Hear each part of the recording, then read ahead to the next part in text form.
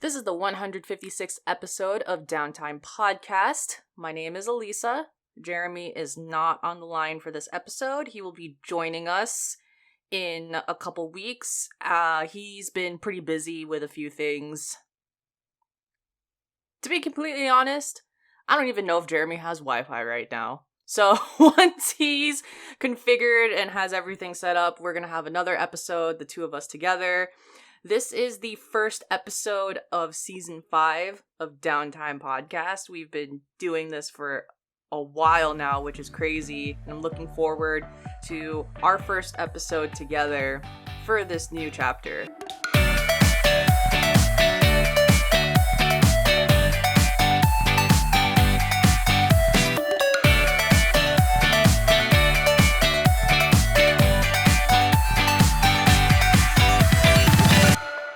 I'm going to keep this episode pretty short. There's 3 topics that I really want to talk about, and a lot of things that are on my mind, a lot of things that I have been playing, such as I started Breath of the Wild, I played Spider-Man Miles Morales, and I'm doing all of these different things. I finished Hades, but I want to wait for Jeremy to talk fully about a lot of those things. But for now, what I want to talk about is Final Fantasy Dead of Light, which is a TV show on Netflix. I'm going to talk a little bit about Ghost of Tsushima because that's another topic that I want to really go in depth with Jeremy. And I'm just going to tell you my opinion about the whole GameStop stock situation. And we're not really going to break down or explain what's going on because by this point of listening to this episode, you probably know exactly what's going on. So we don't need to really break down exactly what happened. So first off, Final Fantasy Dead of Light is a TV show on Netflix, and it's a TV show that Jeremy actually watched before and he's talked about, and I finally finished it yesterday, and it's one of the most heartwarming, it was really adorable. It was a really great TV show. I felt super warm watching it, and if you're in the mood for something that's much more lighthearted, sweet, about a relationship between a dad and his son, this is great for you. It's been a while since Jeremy's talked about the episode, so just to give a very quick summary of what the TV show is about. It's about a father and son who, when the son was a kid, the father bought him Final Fantasy, and I forgot which Final Fantasy it was that they were playing together, but it's one of the old school ones. And they played it, and eventually, fast forward to the son who's now an adult. He has a working career.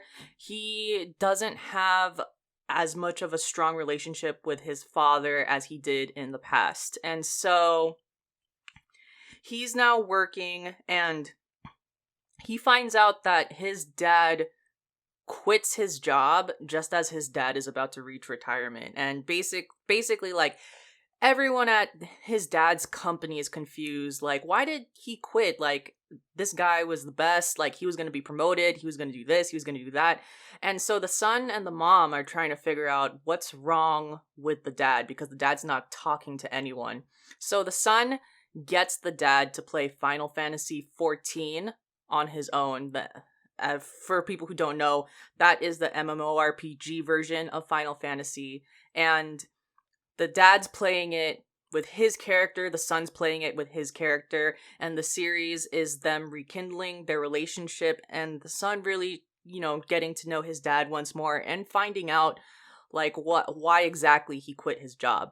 It was, it was surprisingly pretty funny too, and I there was just a lot of great moments in this. It was super adorable.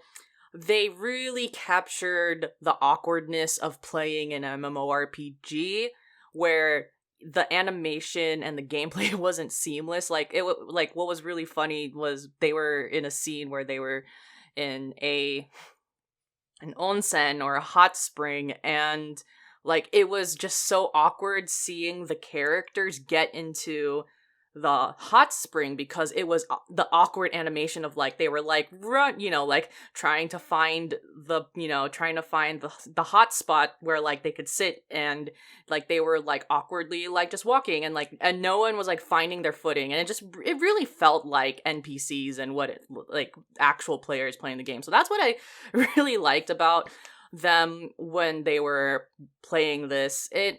It all felt like the episode of South Park, Make Love Not Warcraft.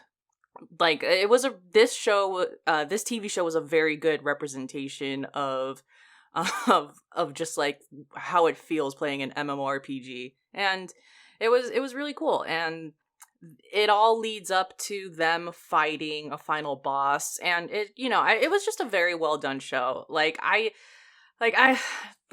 I had this on my list after Jeremy told me, and I finally decided to knock it off the watch list, and it was great. 10 out of 10. Very, very sweet show. Very cute. Next, I want to talk about Ghost of Tsushima. I don't want to go into many details, but one thing I wanted to talk about, which by the way, Ghost of Tsushima, really enjoying it. This game is great, and I've put it off for so long, and I'm having such a good time playing it. I don't even know where I am in the story because I'm not doing any story. Like, I'm finding all the Inari shrines, I'm, making haikus, I'm helping all of these, like, side quests, and, like, building up my reputation. But I haven't even found all the people in Act 1 that I need to help Yuna. Or is her name Yuna? Yeah, to help Yuna get back Shimura. So it's just like, I don't even know where I am, but I'm having a great time. It's such a beautiful game, and this game I've had my PlayStation since 2016, and I've been playing this. All the games that I've been playing so far, I've been playing on my college TV, which is, it's like a good HD TV. It's like, gets the job done. It's Samsung. It's totally fine. But this game basically was the game that made me realize, yeah, I need a fucking 4K TV. Like, I'm watching all of these cutscenes, all, like, it's so beautiful, like, the portrayal of Tsushima. They even have mist in the morning, like, all of the leaves in the fall. It's just so gorgeous, and here I am playing it on this regular-ass, like, HD TV, and so, yeah, basically, I played this game. I'm gonna get a new TV this month, is the moral of the story, because I really wanna, like, finish, like, I don't know how many acts there are. I'm assuming there's 2 acts, but, the final part of the story, I hope I have my TV in time, because I really want to play this in, like, its 4K form, and it's just, yeah, that's all I have to say about the game right now. I'm really liking it. It was hard for me to get used to some of the controls, especially running, because coming off of Yakuza or whatever, I'm so used to running, just be pressing X, and so, having to press L3, it was just a little bit awkward, but like I've gotten used to it. But I do think it's pretty seamless. A lot of the action, such as like getting on your horse, riding along the island, picking up items, it's like with R2, and you don't even have to get off your horse or anything. It's pretty cool. So it's like if you compare the horseback riding of this game to Red Dead Redemption 2, and Red Dead Redemption 2 is a much more older game as well, but I do feel like the horseback riding aspect of it, you can definitely see how they've improved it, and like from any other horseback riding game, and I'm really enjoying it. I think it's pretty cool. The controls are pretty easy to understand. I'm playing it on medium difficulty. Yeah, and then, it's just a good time. It's a good time. lastly, I want to talk about briefly the whole GameStop stonk situation. There's, you probably know the story. This isn't anything new, but I just want to give my thoughts because I have two I have two conflicting thoughts. And for people who aren't from the United States, basically what the situation is you have person A who bought stocks from GameStop. So person A bought stocks from GameStop. Person B was like, "Hey, let me borrow your stocks," aka like hedge fund people and billionaires. They borrowed these people's stocks and then they sold it for low because they expected the stock to go low. And then like person A and a bunch of other people who are in person A's position realized what was going on. And then in the Wall Street Bets subreddit, they were like, you know what? Let's all buy the GameStop stock because person B now owes me money and let's drive this up and manipulate the market. And that's exactly what they did. And so all of these hedge fund people and billionaires, because person A and the sub and like all of these like regular people bought the stocks, like all these billionaires and, rich people now owe like so much money to them because they borrowed it. So first of all, a part of me is like, this is great because the whole economic system in the United States is pretty capitalistic, and not even pretty capitalistic. It is capitalistic. And, I think back at this whole COVID situation and a lot of the stimulus that was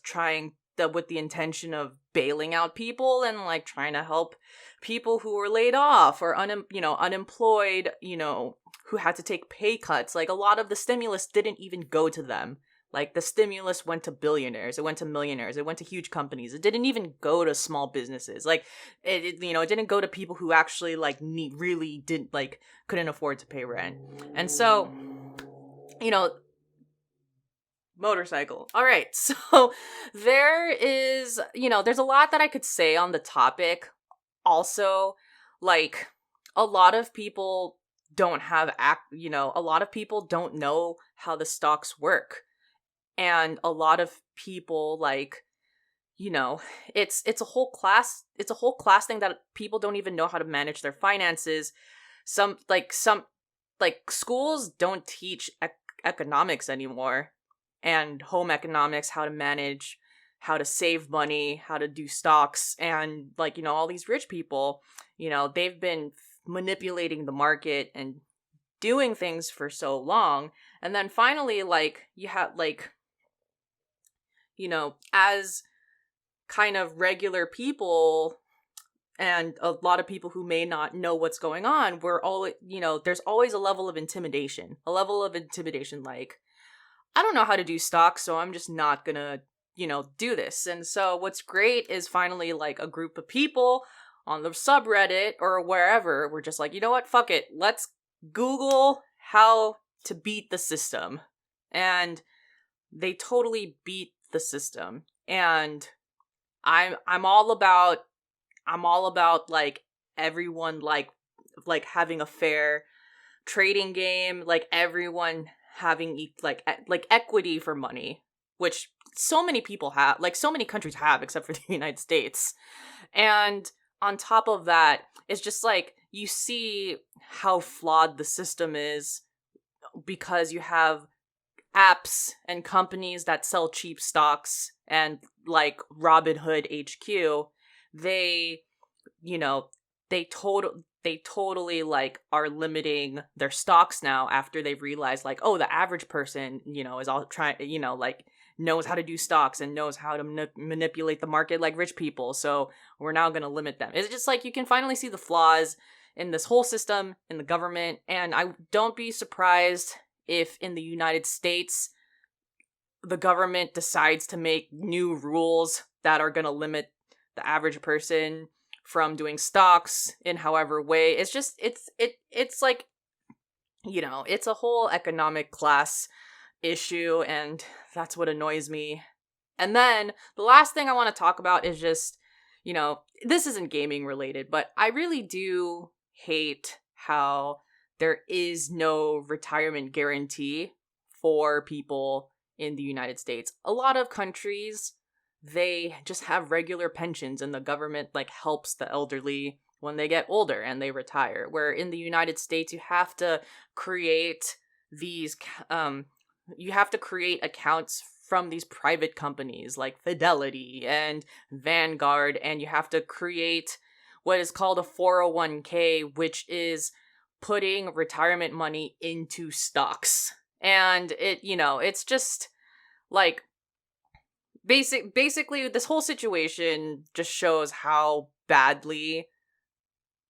capitalist the United States has become over the years and how it's ruining people. And now that the average person can do it too, the government and rich people are gonna eventually find a way to make that not happen again. It's this is one of those things where it's this is a funny story. The whole concept of this is hilarious. I've seen Animal Crossing explanations for this. This is great. This is hilarious. But if deep diving into it, it just shows how much the United States sucks. So that is my spiel about the whole GameStop situation. And I know I said I was going to only talk about 3 topics, but one more topic. Animal Crossing.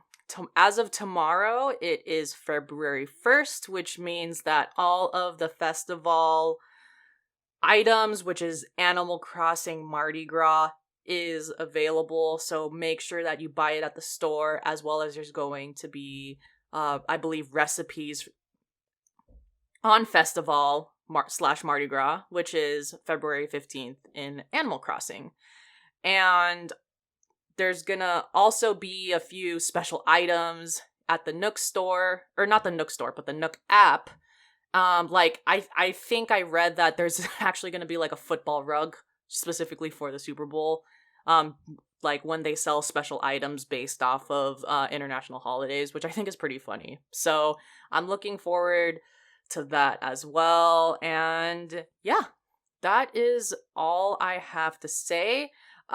Chariot Goblin has a question. I believe his question is, oh god, let me pull this back up. Cue the music.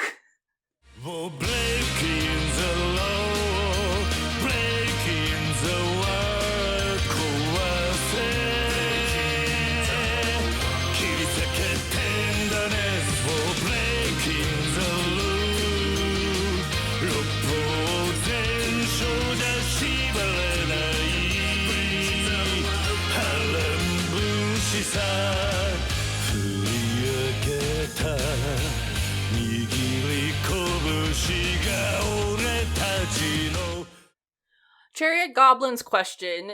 Hopefully you all had a happy holiday. After Yakuza 7, what do you think is next for the series? Could it be Yakuza 8, Kiwami 3, or Judgment 2? Will Yakuza 8 return to the beat-em-up combat? Will Sega ever localize the feudal Japan spin-offs? Oh man. And in the meantime, I should probably play my sealed copy of Judgment despite its mixed reception. Thanks, and keep up the great work. So, I'm not going to answer this whole thing because, like I said, I want Jeremy to be here to really, go in depth in this question. But in my opinion, I think that the next thing is going to be Judgment 2. And the reason being that the Yakuza 3 through 5, it just got released on Steam. So I don't think they're going to touch any of that for a while. And then they're probably also working on Yakuza 8, but I do think that Judgment 2 is going to be next. And God, I didn't even know that Judgment had mixed reception, but it's honestly one of my favorite games of the whole franchise. In fact, this is my second favorite game of the Ryuga Gotoku franchise. So I hope that you enjoy playing Judgment, Chariot Goblin. We're gonna go fully into this, like I said, when Jeremy's back because you definitely talk about that Feudal era game, and I know Jeremy's going to want to talk about that. So, if you have more questions, hit us up at www.contact. Oh god, I totally messed this up. www.Downtime.Live. There's a form there. And then our email is contact@Downtime.Live. Whew, okay. And then on the website, on the descriptions of our podcasts, we have the Discord as well. You can join that and you can ask us questions through there. We are on Spotify, we're on Podbean, we're on Stitcher, we're on Apple Podcasts. And last but not least, I want to read a review that we got on Apple Podcast. So this review on Apple Podcast is from Renzais, and titled "Nice, Lovely Voices in a Low-Key Podcast About Games." So thank you, and I hope that you enjoy listening to this podcast. Feel free to write us more Apple reviews for any listeners who listen to us on Apple Podcasts. All right, that is all for this week. Happy February, and we will talk to you soon.